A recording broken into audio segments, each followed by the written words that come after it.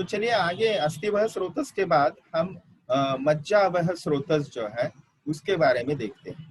तो मज्जावह स्रोतस के दूष्टि हेतु यहाँ पे बताए हैं। दूष्टि हेतु यानी दूष्टि के कारण, पॉजिटिव फैक्टर्स। उत्पेशात, अति अभिसंधात, अभिघातात, प्रपीडनात, मज्जावाहिनी दुष्यंती विरुद्धानाम च सेवनात्। इसका अर्थ ये होता है उत्पेशात यानी बिल्कुल अस्थियों के ऊपर ऐसा आघात हुआ है कि अस्थि बिल्कुल चिपट गई। तो अस्थि के बीच में मज्जा धातु होता है, आपको पता है। तो ये उत्पेशात का कार्य हुआ, एक सीवियर ट्रॉमा, इस अर्थ में इसको आप समझे। अभिसंधात यानी अभिसंधि पदार्थ, जैसे उदाहरणार्थ मैंने बताया दधी का सेवन करना, तो ये उसका कारण है दूसरा, अभिसंधात। तीसरा है अभिघातात, तो सीवियर ट्रॉमा। अगेन अभिघात जो शब्द आया है, एक बार फिर से आपको बता दूं, तो अभिघात शब्द फिर से ट्रॉमा के लिए ही आया है। और उत्पेश इस शब्द का अगर हिंदी में शब्दशः अर्थ देखें तो उसका अर्थ होता है कुचला जाना, ठीक है, यानी क्रस्ट, ऐसा अर्थ अंग्रेजी में हम उसका उत्पेशात का ले सकते हैं। अभिघातात का अर्थ हमने ट्रॉमा लेना चाहिए। और प्रपीडनात् यानी इतना प्रेशर पड़ गया उसके ऊपर कि बिल्कुल अस्थि तो क्रश हो गई है और फिर मज्जा भी हो गया। इस पद्धति से आप उसको जानना चाहिए। यानी ये जो शब्द आया है प्रपीडनात्, बिल्कुल ज्यादा प्रेशर उसके ऊपर आना, ऐसा आप प्रपीडन का अर्थ समझे। कुछ कुछ बुक्स में जो है किन्हीं शब्दों को जो छोड़ दिया है, बिल्कुल उसका ट्रांसलेशन नहीं किया है, लेकिन ग्रंथकारों को अपेक्षित जो है वो डिटेल्स हमने कम से कम जो श्लोकों में आए हैं उनका अर्थ तो समझने का प्रयास करना चाहिए। आगे है विशेष कारण बताते हैं मज्जावह स्रोतस दृष्टि के, विरुद्धानाम च सेवना। तो विरुद्ध आहार का सेवन करना, तो विरुद्ध आहार यह एक स्वतंत्र और विस्तार से देखने वाली संकल्पना है। तो विरुद्ध आहार यानी वह संयोग विरुद्ध होगा, गुण विरुद्ध होगा, ठीक है, यानी फिर और उसका संस्कार विरुद्ध होगा, ठीक है, तो मात्रा विरुद्ध होगा। इस पद्धति से विरुद्ध आहार जो है उसके डिटेल्स ज्यादा हो जाएंगे। और विरुद्ध आहार का विशेषतः जो यहाँ पे सेवन आहार विहार बताते हैं वो हमने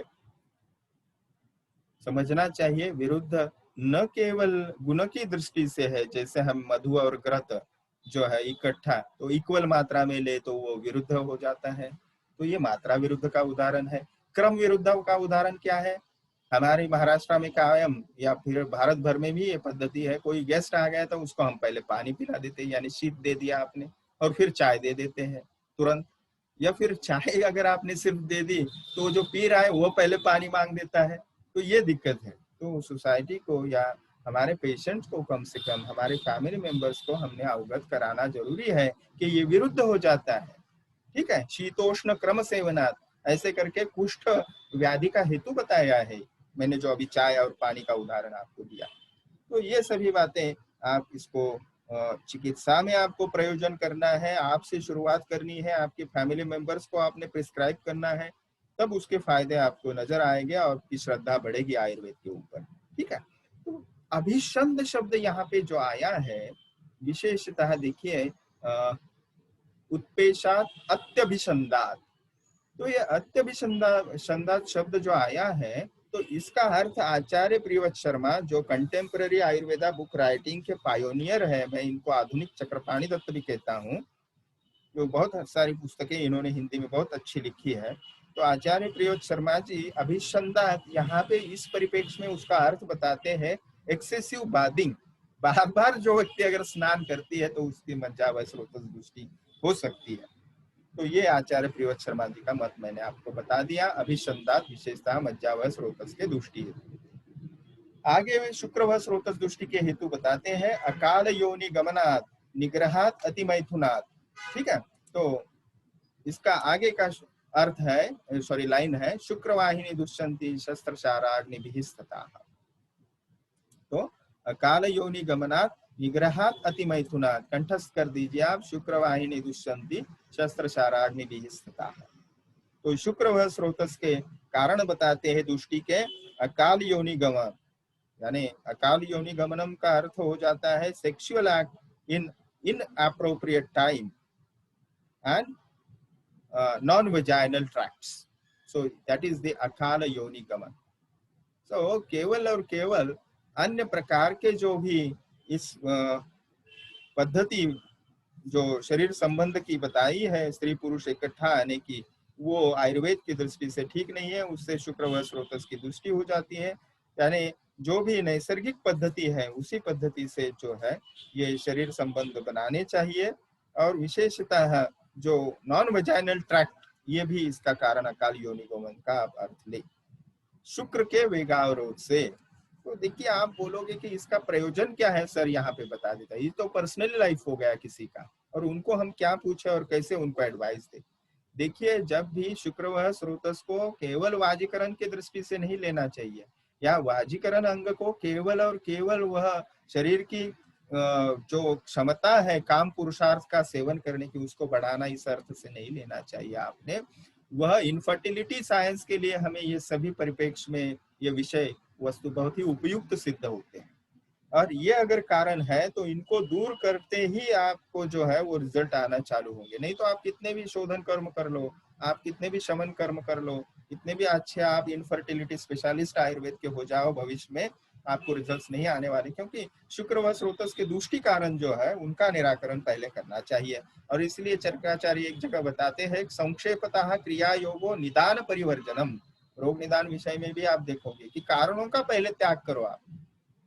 अगर किसी घड़े को आपको भरना है पानी से, तो घड़े को जो छिद्र है या घड़े को जो टैप चालू है वो बंद करना पड़ेगा, तभी वो घड़ा पानी से भरेगा। तो कारणों को दूर करना आवश्यक हो जाता है। इसीलिए दूष्टि कारणों की इतनी विस्तार से चर्चा स्रोतस विमान अध्याय में आई है। देखिए ठीक है, तो निष्प्रयोजन एक भी अक्षर नहीं है ग्रंथों में। वेगावरोध दूसरा कारण बताया है। अभी यहाँ पे शुक्र वेग का अवरोध है, तो separation of specially the discharge of semen when it is happening, okay, तो प्रोवोकिंग भी अल्सो है। तो ये मेल बॉडी के संबंधित सभी वर्णन आया है, तो यही फीमेल बॉडी के कॉन्टेक्स्ट में भी आपने समझना चाहिए।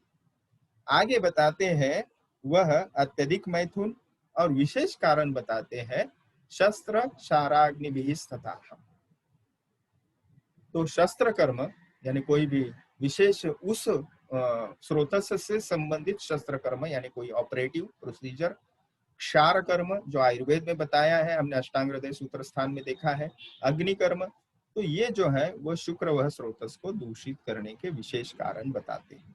ठीक है, तो इसमें भी केवल और केवल शुक्र वह स्रोतस को आपने मेल रिप्रोडक्टिव सिस्टम और फीमेल रिप्रोडक्टिव सिस्टम के तौर पे नहीं जानना चाहिए।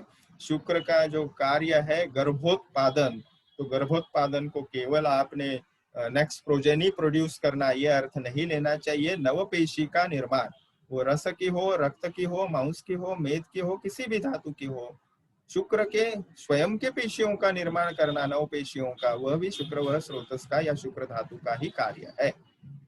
तो इस दृष्टि से अगर केमोथेरेपी किया जाता है, रेडियोथेरेपी किया जाता है, या फिर कोई और शस्त्र कर्म किया जाता है, तो ये शुक्र वह स्रोतस के दूष्टि हेतु है। ठीक है, तो इस दृष्टि से हम समझे विशेषतः कैंसर जैसे व्याधि में ये विचार बहुत ही महत्वपूर्ण हो जाता है। और इसीलिए फर्स्ट स्टेज में ही आप उसको शस्त्र क्षार या अग्निकर्म ये करने से पहले, अग्निकर्म शस्त्र कर्म क्षार कर्म करने से पहले उसको अगर आपने आयुर्वेद चिकित्सा से उसको ठीक करने का प्रयास किया तो ये हो जाए। नहीं तो आपने रेडिएशन चालू कर दिया तुरंत मैलिग्नेंट पेशेंट को, तो वह जो है वो सेकेंडरी मेटास्टासिस इमीडिएटली हो जाते हैं जहां नहीं थे उसको भी। और इसी को शुक्रवाहिनी दुष्यंती इस अर्थ में आपने लेना चाहिए।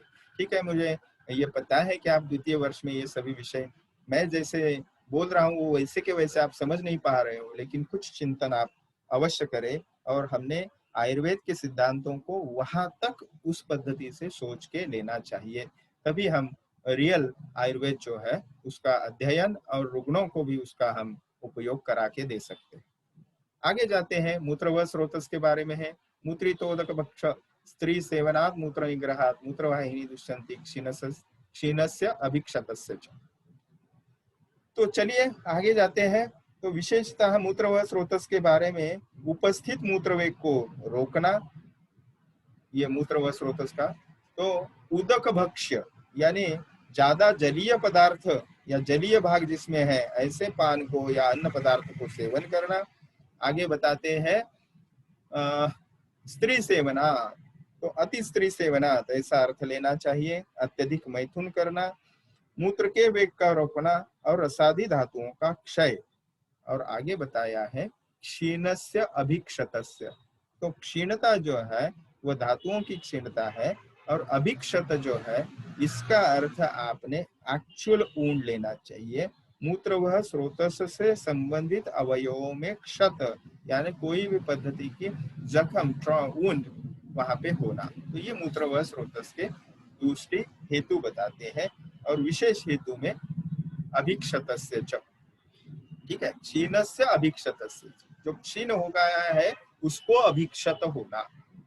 आगे है पुरुष वह स्रोतस, उसका ट्रांसलेशन यहाँ पे है वर्चो वह स्रोतस, संधारणात् अत्यशनात् अजीर्णा अध्यशनात् तथा वर्चो वाहिनी दुष्यंती दुर्बलाग्नेः कृशस्य च।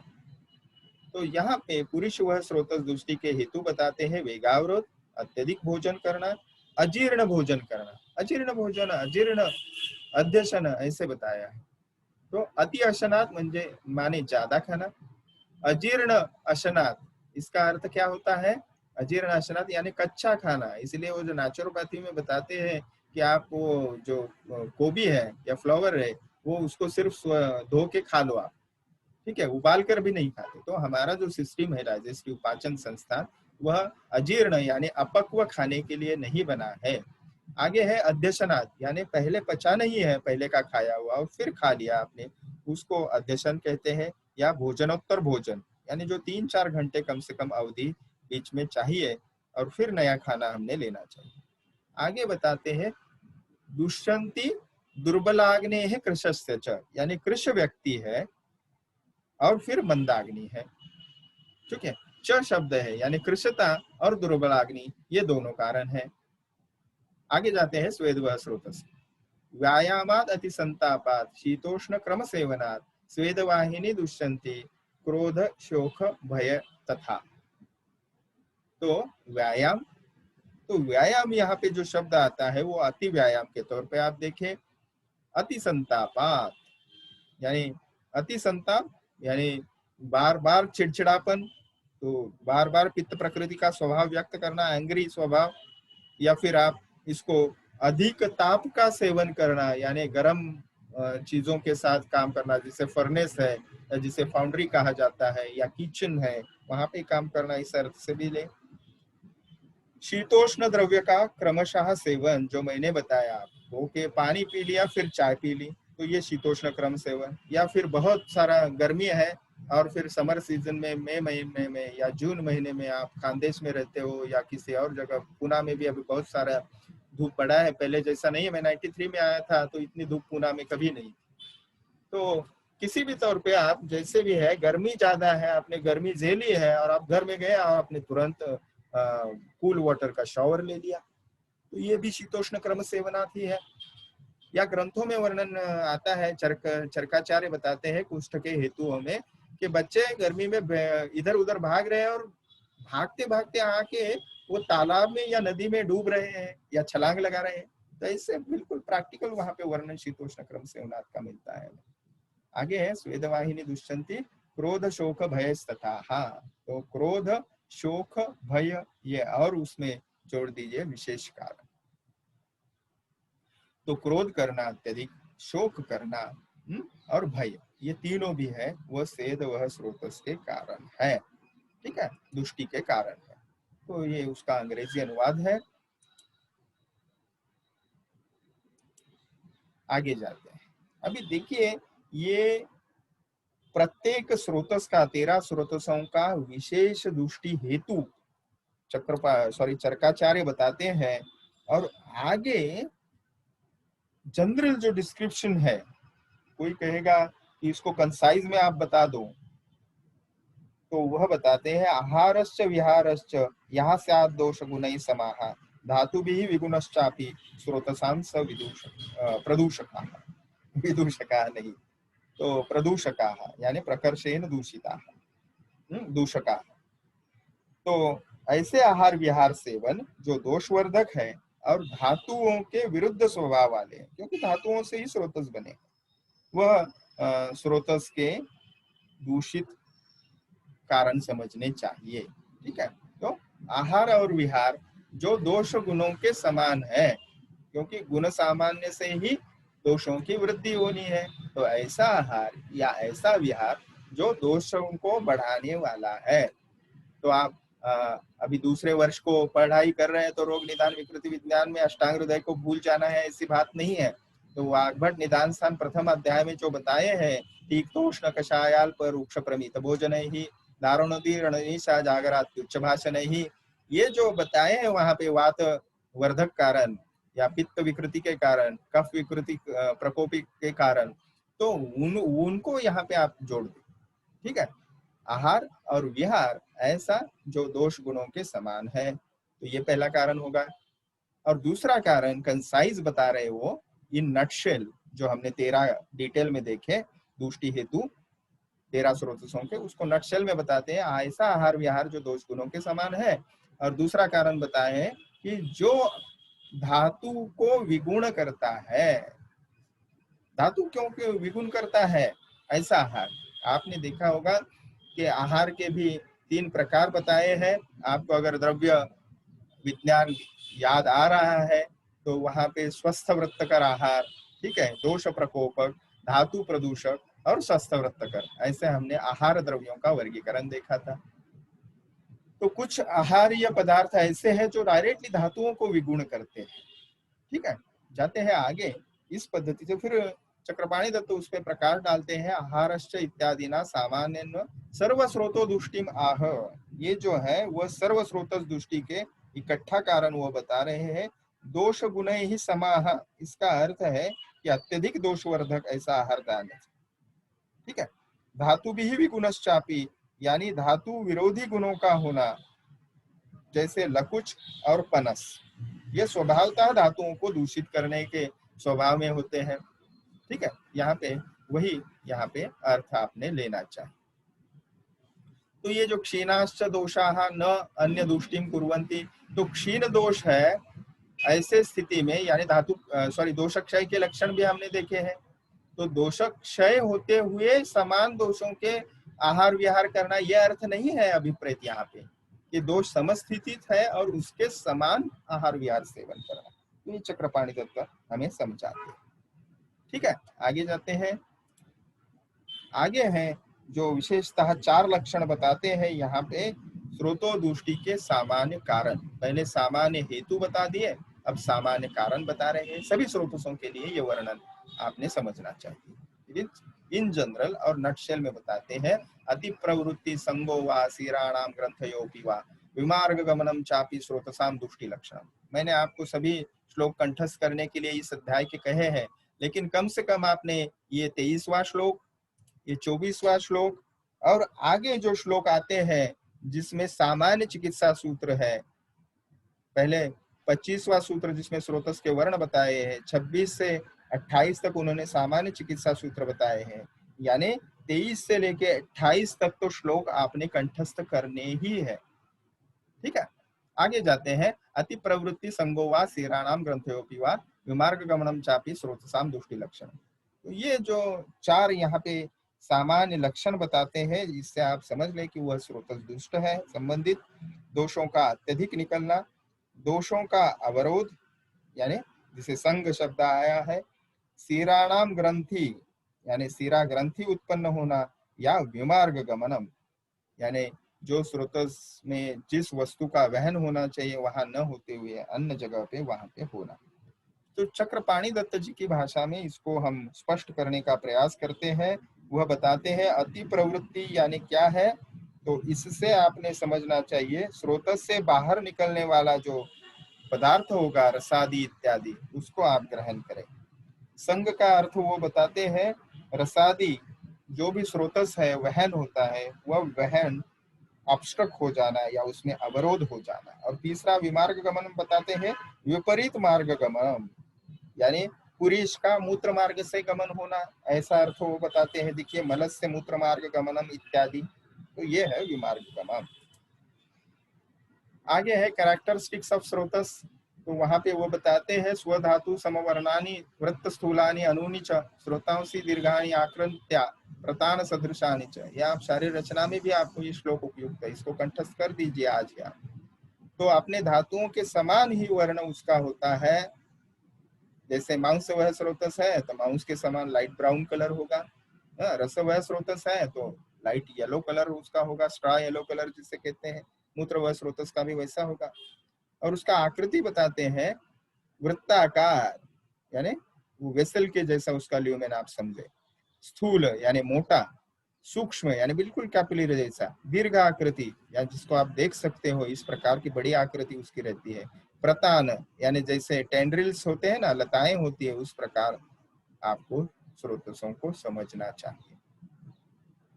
तो स्वधातु समवर्णानी, इसको चक्रपाणी दत्त कहते हैं, बाह्य धातुओं के समान वर्ण वाले अपने धातुओं के वर्ण के सदृश ही उनका अपना स्रोतस होता है। जैसे रक्तवह स्रोतस का वर्ण कैसे होगा, रक्त वर्ण यानी रेड कलर होगा। प्रतान का अर्थ हो प्रतान लता प्रपंचा, यानी ट्रेंड्रिल, उसका शेप वो प्रतान का अर्थ बताते हैं। ठीक है, अभी जनरल प्रिंसिपल्स ऑफ मैनेजमेंट को हम देखें। जनरल प्रिंसिपल्स ऑफ मैनेजमेंट, इन विशेषतः स्रोतों का इकट्ठा कुछ ग्रुप बना के यहाँ पे चरकाचार्य प्रस्तुत करते हैं। सामान्य चिकित्सा सूत्र, आपको ये शॉर्ट नोट आ सकती है, इसको आप जरूर कंठस्थ कर लें। प्राणोदकान्न वाहनाम दुष्टानाम श्वासिकी क्रिया, यानी प्राण वह स्रोत दृष्टि है तो आपने श्वासहर, उदक वह स्रोत दृष्टि में विशेषतः यानी प्राण उदक अन्न वहानाम, यानी प्राण वह स्रोतस, उदक वह स्रोतस, अन्न वह स्रोतस, ये अगर दृष्टि हो जाए तो आपने क्या करना चाहिए, श्वासिकी क्रिया कार्या तृष्णोपनी तथैव आम प्रदोष। तो इसको आप ऐसे समझे, तृष्णोपशमनी यानी तृष्णा शामक चिकित्सा, प्राणवह स्रोत तुष्टि में श्वासहर चिकित्सा यानी श्वास या अस्थमा व्याधि में जो बताई है, उदक वह स्रोत दृष्टि में तृष्णा उपशमन करने वाली चिकित्सा, अन्न वह स्रोत दृष्टि में आम पाचन चिकित्सा, आम पाचन में जो दीपन और पाचन चिकित्सा की जाती है वह। आगे है विविधा शीत पीतीये रसादी नाम यथौषधम यद औषधम, तो यानी चरक सूत्र सान 28वां अध्याय जो विविधा शीत पीती अध्याय है, उसमें जो रसादी स्रोत धातुओं के लिए जो औषधियां बताई है उसी का पालन आप उस स्रोतस की दूसरी चिकित्सा के लिए करें। आगे बताते हैं रसादी, ये हो गया। मूत्र विट स्वेदवहा नाम चिकित्सा मूत्र कृच्छ्रिकी तथा अतिसारी की कार्या तथा ज्वर चिकित्सिकी। तो मूत्र व स्रोतस में मूत्र कृच्छ की चिकित्सा, पुरुष व स्रोतस दृष्टि में अतिसार की चिकित्सा, और स्वेद व दृष्टि में ज्वर नाशक का उपक्रम का या चिकित्सा का पालन आपने करना चाहिए। तो ये बिल्कुल ही नटशल में पुनरुक्ति न करते हुए बिल्कुल वाग्भट स्टाइल से यहाँ पे उन्होंने बता दिया। तो ये उपसंहारात्मक श्लोक तत्र श्लोक कहाँ आते हैं कि इस संपूर्ण चरक स्रोतो विमान अध्याय में क्या क्या बताया है उसका यहाँ पे समारोप जो है संक्षेपतः कथन यहाँ पे ग्रंथकार करते हैं। तो देखिए वहां पे त्रयोदशानाम मूलानि स्रोतसाम दुष्टि लक्षणम सामान्यम नाम पर्यायाः कोपनानि परस्परम दोष हेतु पृथक्त्वेन भेषज उद्देश्य एव च स्रोतो विमाने निर्दिष्टाः तथा च अदौ विनिश्चयाः केवलं विदितं यस्य शरीरं सर्वभावताः शारीराः सर्वरोगाश्च सकर्मसु न उह्यति। तो इस प्रकार से शरीर के सर्वभाव जानने के बाद सर्वरोग के विषय में कर्म यानी चिकित्सा करते वक्त न मुह्यति, यानी उस वैद्य को, उस फिजिशियन को बिल्कुल कुछ भी कष्ट नहीं होते। ठीक है, क्या क्या आ गया, त्रयोदश यानी 13 प्रकार के जो स्रोतस है उनके मूल स्थान, उनके दुष्टि लक्षण, उनके सामान्य नाम एवं पर्याय, उनके सामान्य कोपनानी यानी सामान्य दुष्टि हेतु, और परस्परम यानी स्वतंत्र दृष्टि हेतु भी बता दिए। इस पद्धति से और भेषज उद्देश्य और सामान्य चिकित्सा भी बता दी। तो इस अर्थ में ये अध्याय जो है वह स्पष्टतया जो लास्ट 2 लाइन्स है वो ज्यादा इंपॉर्टेंट है मेरे दृष्टि से, क्योंकि स्रोतस्व विमान अध्याय का महत्व वो स्पष्ट करते हैं कि जिसे शरीर के समस्त भावों का ज्ञान है तथा शरीरानुसार उत्पन्न होने वाली व्याधियों का ज्ञान है, वही पुरुष चिकित्सा कर्म में मोहित नहीं होता, न मुह्यति। तो वह मोहित नहीं होता, यानी वो बिल्कुल सटीक चिकित्सा जो है वो कर सकता है, और जिससे उस रुग्ण को व्याधि मुक्ति तुरंत हो सकती है।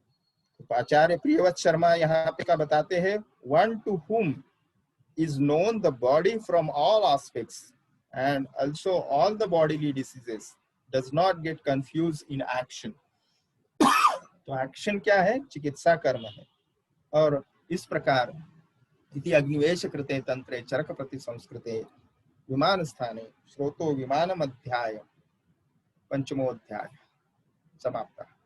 तो यहाँ पे चक्रपाणी दत्त बताते हैं कि अग्निवेश द्वारा जो रचित चरक द्वारा प्रतिसंस्कृत विमान स्थान का स्रोतो विमान अध्याय का पंचम अध्याय जो है उसकी समाप्ति यहाँ पे हुई।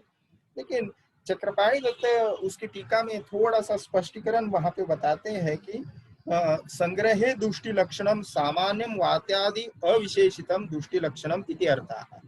यानी स्रोतो दुष्टि के जो सामान्य लक्षण बताए हैं वह वातादि दृष्टि के सामान्य लक्षणों का ग्रहण करते हैं और स्रोतो दृष्टि के लक्षणों का दोषानुसार प्रतिपादन नहीं करते। ऐसा संभवतः विषय अति विस्तृत न हो, इसलिए यहाँ पे किया गया है। इस प्रकार दोषों के लक्षणों की अधिकता के आधार पर दोषों की दृष्टि का निर्णय करना चाहिए। और स्रोतस की दृष्टि का लक्षण कैसे? तो जो दृष्टि के लक्षण यहाँ पे हमने 13 स्रोतसों के अलग अलग से देखे, उस प्रकार उसको जानना चाहिए। आदव विनिश्चय ऐसा यहाँ पे शब्द प्रयोग करते हैं। तो यहाँ पे जो अध्याय के प्रारंभ है पुरुष स्रोतों में है, तो पुरुष किस पद्धति से स्रोतों में है ये यहाँ पे जानने के लिए ये जो शब्द आया है, तो वह यहाँ पे बताता है निर्दिष्टाः तथा च आदौ विनिश्चयाः।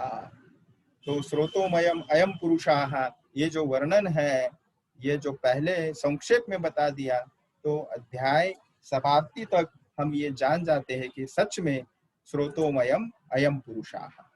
तो आपके अगर कुछ प्रश्न है तो स्रोतो विमान अध्याय जो हमारा 5वां था, तो यहाँ पे वो खत्म होता है। अगर आपके कुछ प्रश्न है तो उनको जरूर आप पूछ सकते हो। ठीक है, तो मैं रिकॉर्डिंग यहाँ पे बंद कर देता हूँ।